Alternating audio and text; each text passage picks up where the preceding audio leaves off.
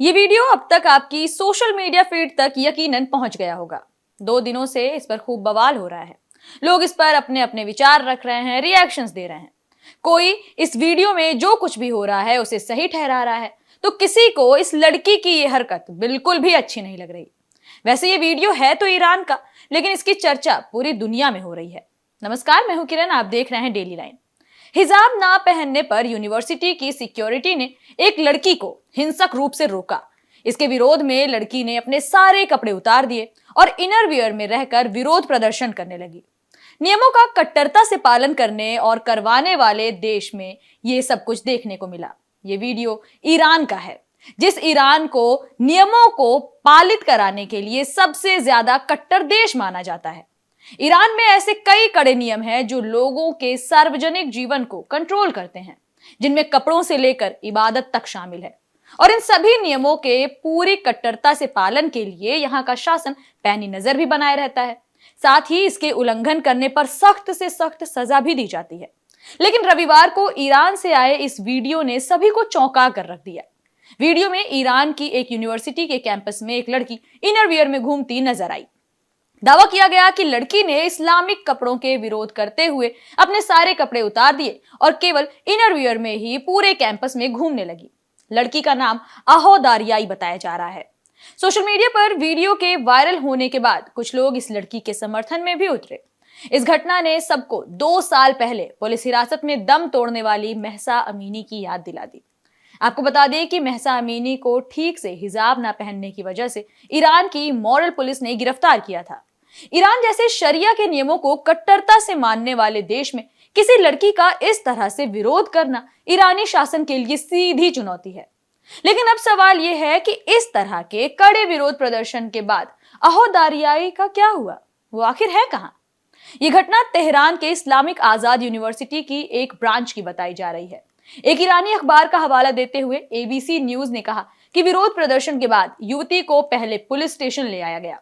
इसके बाद उसे एक साइकेट्रिक सेंटर भेज दिया गया। महिला को मानसिक रूप से विक्षिप्त बताया जा रहा है। वीडियो सामने आने के बाद एमनेस्टी इंटरनेशनल के अधिकारियों से युवती को तुरंत रिहा करने की अपील करते हुए अपने आधिकारिक एक्स प्रोफाइल से ट्वीट करते हुए लिखा कि जब तक युवती की रिहाई नहीं हो जाती, अधिकारियों को उसे दुर्व्यवहार से बचाना चाहिए और ये तय करना चाहिए कि वो अपने परिवार और एक वकील से संपर्क करने में सक्षम हो। अब उन सवालों का जवाब देते हैं जो लोगों के जहन में बने हुए हैं, जिनका जवाब लोग जानना चाहते हैं। पहला सवाल है कि ईरान में छात्रा के इनरवियर पहनकर घूमने का ये पूरा मामला है क्या? ईरान की राजधानी तेहरान में Azad university of science and research में आहो दारियाई नाम की ये छात्रा पढ़ती है। शनिवार को हर रोज की तरह आहो दारियाई यूनिवर्सिटी में आई। ईरान के सरकारी मीडिया फोर्स न्यूज एजेंसी के मुताबिक छात्रा ड्रेस कोड के मुताबिक कपड़े पहनकर नहीं आई थी। सुरक्षा गार्ड्स ने उसे चेतावनी दी और शांतिपूर्वक ढंग से बात करने की कोशिश भी की, लेकिन इसके बाद छात्रा ने उग्र होते हुए गार्ड्स से बदतमीजी शुरू कर दी। वहीं ईरानी न्यूज़लेटर अमीर कबीर के मुताबिक छात्रा ने संस्थान के इस कोड नियम के खिलाफ प्रोटेस्ट में अपने कपड़े उतारने शुरू कर दिए। लोगों ने खूब समझाया, लेकिन वो मान नहीं रही थी। छात्रा के कपड़े उतारने के कुछ देर बाद ही ईरानी पुलिस ने उसे हिरासत में ले लिया और मामले की जांच पड़ताल शुरू कर दी। दूसरा सवाल यह आता है कि ईरान में अगर छात्रा ड्रेस कोड नहीं फॉलो करती है तो उसके लिए किस तरह की सजा का प्रावधान है। ईरान के संविधान में आर्टिकल 20 के जरिए महिलाओं और पुरुषों के बीच समानता की बात कही गई है। इसके अलावा आर्टिकल 21 के जरिए महिलाओं को गाड़ी ड्राइव करने और यूनिवर्सिटी में पढ़ाई करने के लिए कई विशेष अधिकार भी दिए गए हैं।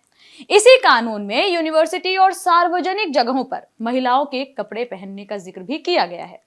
इसके तहत सार्वजनिक जगहों पर महिलाओं के भड़काऊ ड्रेस पहनने पर 10 साल तक की जेल का प्रावधान किया गया है। अगस्त 2022 में यूनिवर्सिटी कैंपस में इस ड्रेस कोड से जुड़े कानून को और ज्यादा कड़ा बनाया गया। इस कानून को तोड़ने वाली महिलाओं को सजा के तौर पर 74 कोड़े और 35,000 रुपए तक का जुर्माना लगाने की बात कही गई। तीसरा सवाल है कि क्या ईरान में हमेशा से हिजाब पहनना महिलाओं की मजबूरी रही है? तो इसका जवाब है नहीं। ईरानी महिलाओं पर हिजाब पहनने की अनिवार्यता 1979 की इस्लामी क्रांति के बाद लागू हुई। उससे पहले शाह पहलवी के शासन में महिलाओं के कपड़े के मामले में ईरान काफी ज्यादा आजाद ख्याल का था। इसका श्रेय ईरान के राजा पहलवी शाह को ही दिया जाता है। उन्होंने महिलाओं और पुरुषों को बराबरी का हक देने की कोशिश की थी। चौथा सवाल आता है कि 1979 में ऐसा क्या हो गया कि ईरानी महिलाएं स्कर्ट छोड़कर हिजाब पहनने को मजबूर हो गईं।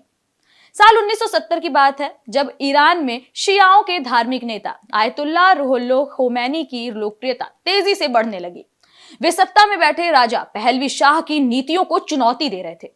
1978 में उनके नेतृत्व में 20 लाख लोग शाह के खिलाफ प्रदर्शन करने के लिए शाहयाद चौक में जमा हो गए।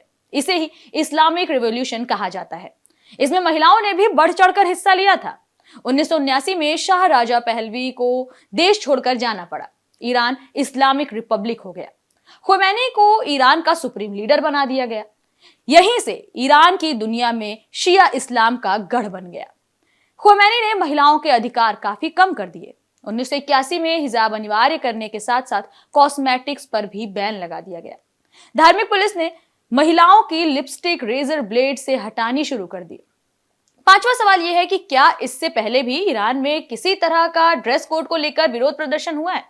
तो हाँ, पिछले एक दशक में कई मौकों पर कंपलसरी हिजाब के विरोध में ईरानी महिलाओं ने प्रदर्शन किए हैं। अप्रैल 2018 में तेहरान में एक महिला ने ढीला हिजाब पहना था।